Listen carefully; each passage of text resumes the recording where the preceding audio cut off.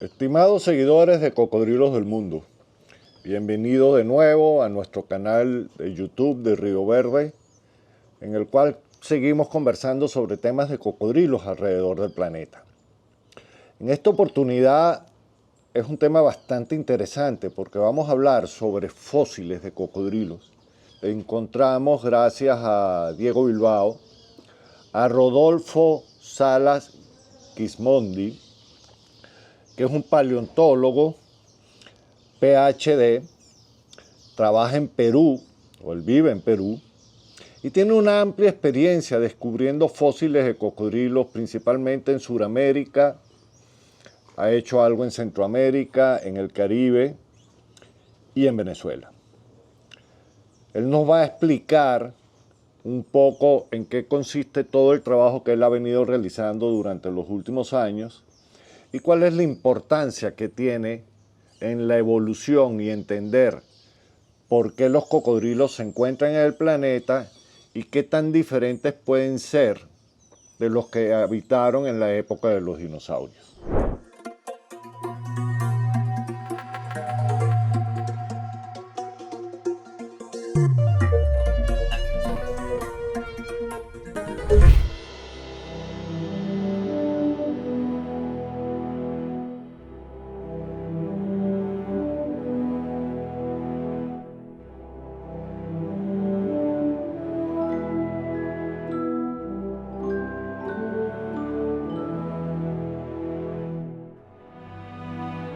Estimados seguidores de Cocodrilos del Mundo, hoy tengo el honor de conversar con Rodolfo Sala Gismondi. Él es PhD en paleontología, si no me equivoco.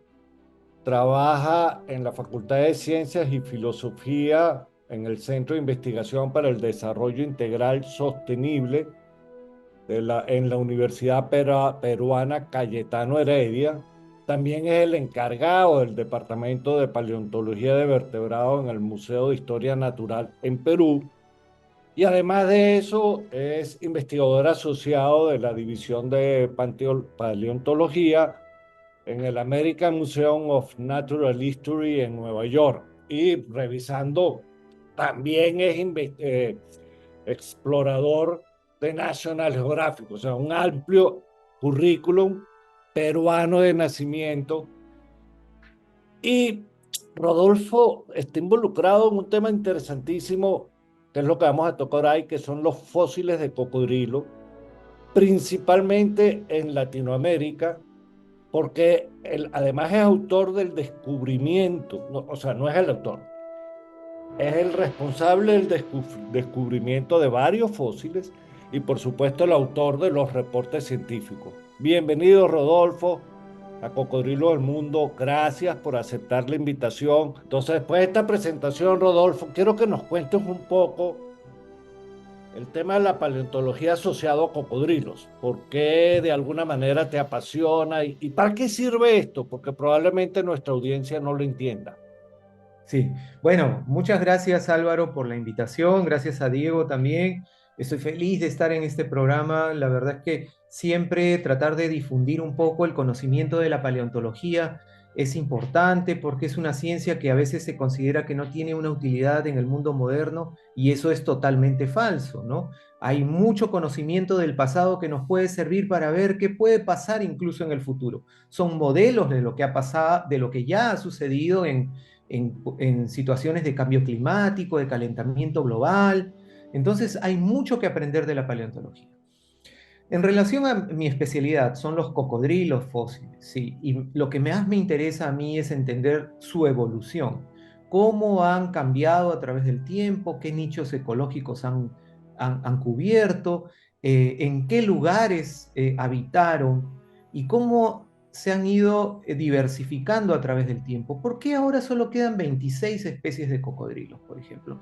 Si en el pasado habían centenares de especies en todos los hábitats, hábitats marinos, hábitats terrestres, dulceacuícolas. Entonces, los cocodrilos, habían hasta cocodrilos herbívoros en el pasado. Entonces, esta diversidad del pasado encierra una serie de problemáticas científicas que a mí me apasionan.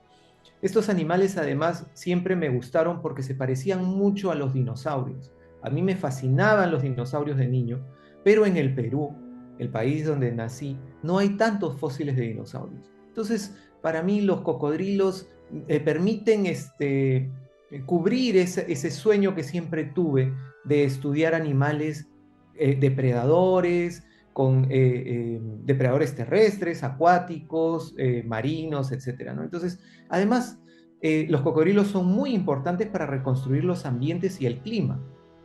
Como son animales de sangre fría, dependen de la temperatura y se les utiliza como indicadores de temperaturas altas, por ejemplo, si están presentes en algunos lugares, se les utiliza como indicadores de presencias de ríos o de cuerpos de agua importantes, porque siempre están asociados a cuerpos de agua.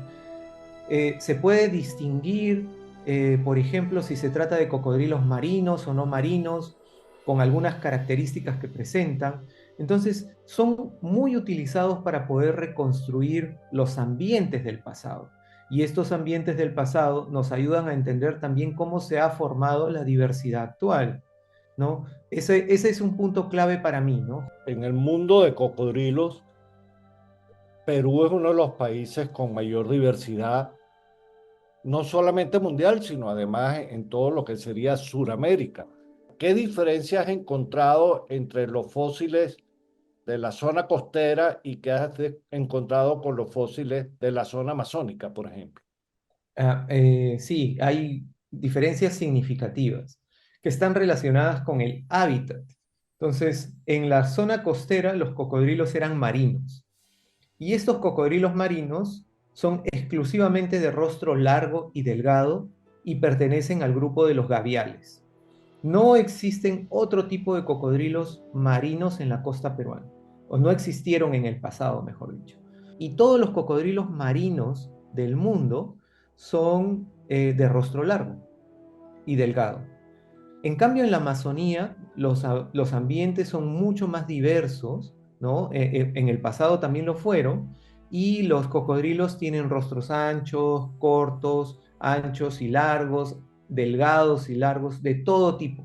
Entonces, ahí esa es la diferencia sustancial, ¿no? Mientras que en el mar, los cocodrilos solamente tenían rostros largos y delgados, en la Amazonía, los ambientes dulceacuícolas y algunos tal vez eh, con un poco de incursiones marinas, es, es totalmente diferente, ¿no? Hay cocodrilos de rostros cortos, de rostros anchos, delgados, largos, etcétera. Es una diversidad impresionante.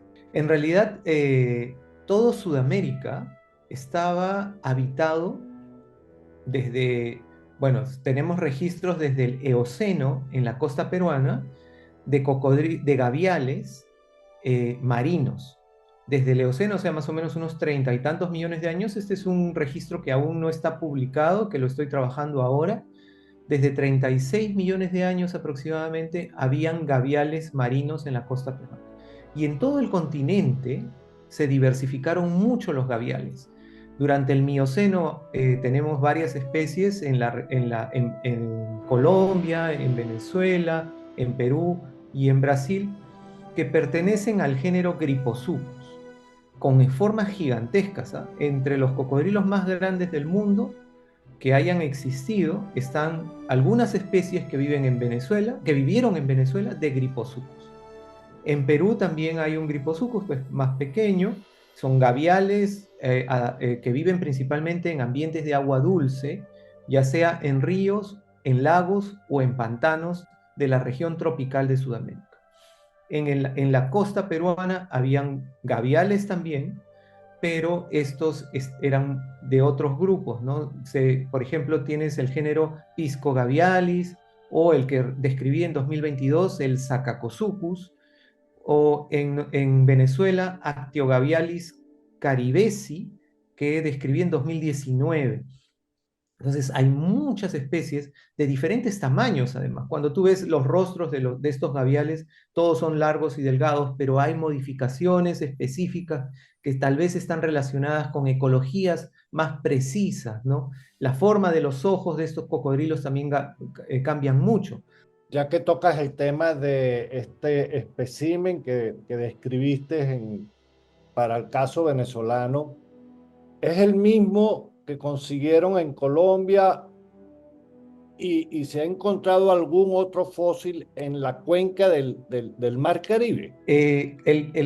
La especie que describí de Venezuela, que se llama Actiogavialis, es un espécimen bastante pequeño, es un cráneo de unos 40 centímetros, era un animal relativamente pequeño, que fue colectado y descubierto muchos años atrás, en los años 60 o 70 del siglo pasado, por expediciones norteamericanas a Venezuela.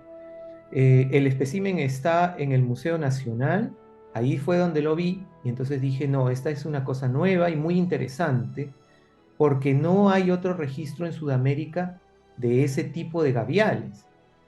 El, el otro registro de gaviales de ese tipo, de Actiogavialis, está en Puerto Rico. Y por eso fue que le puse al nombre de esta especie Caribesi, porque entendí, bueno, mi entendimiento fue de que estos gaviales probablemente estaban más distribuidos en la zona del Caribe, ¿no? No tanto hacia el sur, hacia Sudamérica, sino más hacia el Caribe. Parece que tenían esta distribución caribeña, ¿no?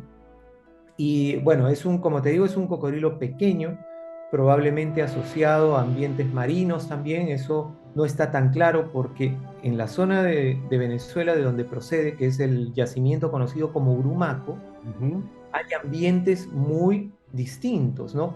Hay ambientes de agua dulce, se intercalan con ambientes más marinos, estuvo muy cerca de la costa. Entonces, este lugar que tenía ambientes de mezcla acuáticos, mezclados entre agua dulce y marino, probablemente está documentando especies que vivían, algunas en ambientes más fluviales, más de agua dulce, y también animales que vivían en el mar, ¿no? Como era una zona de transición, probablemente ahí se congregaban especies de diferentes hábitats. Y hace muy interesante, y por eso es que es la gran diversidad de cocodrilos que existen como fósiles en la zona de Urumaco. Urumaco es un sitio fantástico y quiero mencionarlo en este momento porque eh, este lugar junta, como te decía, fósiles de dos ambientes, ¿no? Unos relacionados con el mar y otros relacionados con ambientes de agua dulce. Entonces ahí también se concentran los animales que vivían en la región amazónica, protoamazónica, y los animales que vivían en la región protocaribeña. Incluso se han encontrado, como te digo, los cocodrilos más grandes registrados en Sudamérica por Rodolfo Sánchez, que es un geólogo y además paleontólogo que trabaja en Urumaco activamente y protege los fósiles allí en el Museo de Sitio de Urumaco, que es una labor bastante destacable, ¿no? Gracias a todos estos descubrimientos que nos has comentado, que no solamente son de hace 5 o 20 años, sino que hay especímenes de mucho más data antigua. Suramérica como tal es el continente con mayor diversidad de cocodrilos de los vivos hoy por hoy. Hay algo que te quería preguntar, o sea, más allá del descubrimiento del fósil, tu equipo o la gente con quien tú estás realizando todas esas investigaciones van de la mano también de la genética, porque conozco mucha gente que entonces va a los museos a raspar el huesito para sacar la información genética. Tú ¿nos puedes comentar algo al respecto, Rodolfo? Claro, los datos moleculares solo los podemos tomar de las especies actuales. Los datos morfológicos sí a fósiles. Los fósiles que tienen más de 2 millones de años ya difícilmente, o 1 millón de años, difícilmente se les puede encontrar restos genéticos y entonces no tenemos datos de ellos, ¿no? Genéticamente. Pero morfológicos sí, ¿no? Y entonces, combinando la información de ambos lados, se pueden hacer filogenias y estudios mucho más robustos, ¿no? Entonces, sí, gracias a la unión de todos estos registros fósiles y actuales, y juntando información genética y morfológica de varios lugares de Sudamérica, ahora tenemos una, una historia evolutiva mucho más clara de los gaviales sudamericanos y en general de los cocodrilos que evolucionaron en Sudamérica, ¿no? Como tú bien dices, aquí hay aligatóridos, gaviales, hay formas que también son un poco difíciles de clasificar, como hay un género que se llama Caractosuchus, que no parece no ser un gavial, pero tenía rostro largo y probablemente esté emparentada con algunas especies que vivían en África durante el Mioceno, pero todavía nos falta, esa es una hipótesis que yo tengo y que me da vueltas en la cabeza, pero todavía nos faltan fósiles para poder identificarla realmente. Te quiero agradecer que hayas aceptado la invitación y te dejo las palabras para que termines con lo que tú consideres importante en esta increíble conversación que hemos tenido el día de hoy. Bueno, yo también agradezco mucho poder, darme esta tribuna para poder comunicar un poco sobre, sobre este fantástico grupo que son los cocodrilos, que son muy interesantes y además para poder hablar de la paleontología. Si bien la paleontología no se desarrolló mucho en los países tropicales de Sudamérica a comienzos del siglo XX, a partir del siglo XXI ha empezado una fuerza, un apogeo de la paleontología de la región tropical de Sudamérica, ¿no? Entonces nos hemos juntado paleontólogos de Perú, de Colombia, de Venezuela, para poder desarrollar estudios en la protoamazonia, en este protocaribe y poder contar la historia desde esta región de Sudamérica, ¿no? La región tropical de Sudamérica, que es donde seguramente pasaron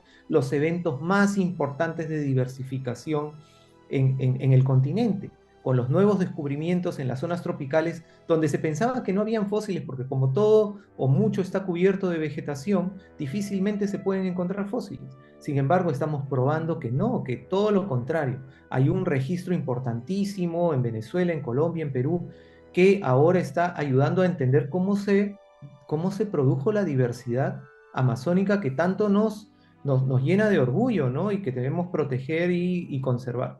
Entonces, ese es un poco mi mensaje, que es una ciencia nueva que ahora en los países tropicales sudamericanos podemos considerar que está creciendo bastante y que, bueno, a muchos jóvenes podrían interesarse en desarrollar en el futuro. De nuevo, muchas gracias, ¿ok? Muchas gracias a ti, Álvaro. Un gusto participar de esta entrevista.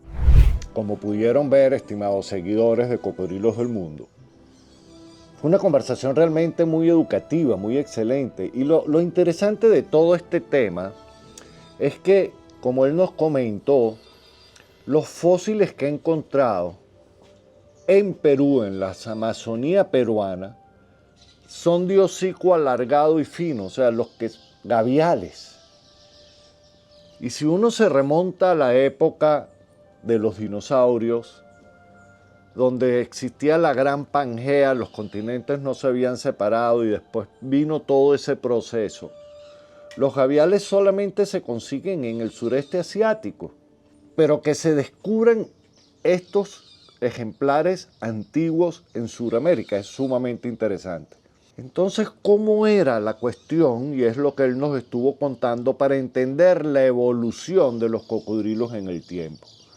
Porque al final, si nosotros revisamos los de las 26 especies que hay hoy por hoy, de los 3 géneros que son familias, perdón, que son la Cocodrilidae, la Alligatorido y la de los gaviales, la diferencia está no solamente en el tamaño y en la producción de ostodermos en la piel, sino en la forma del hocico.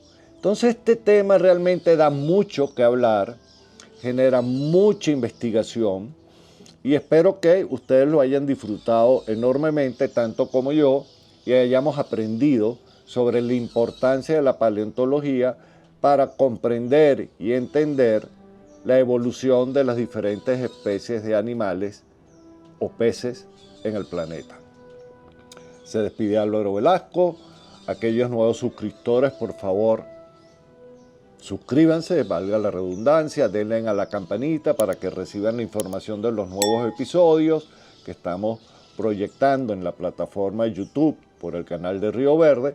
y aquellos que a bien tengan la capacidad de apoyarnos financieramente, vengan aquí a patreon.com, donde nosotros estaremos utilizando esos fondos en los diferentes proyectos de investigación o en los diferentes proyectos de divulgación educativa que hacemos con Río Verde.